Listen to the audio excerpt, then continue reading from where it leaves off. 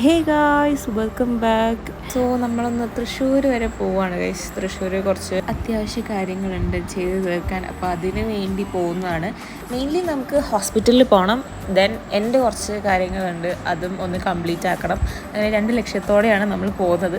പിന്നെ എനിക്ക് എങ്ങോട്ടേലും പോകുന്ന ടൈമിലായിരിക്കും ഓക്കെ നമുക്ക് കുറച്ച് ഷോർട്സ് എടുത്തിട്ട് വീഡിയോ അപ്ലോഡ് ആക്കാം എന്നെനിക്ക് തോന്നുക. അപ്പോൾ പിന്നെ ഞാൻ എന്തായാലും എങ്ങോട്ടേലും പോവുകയാണെങ്കിൽ വീഡിയോ എടുക്കാൻ എന്തായാലും തുടങ്ങും.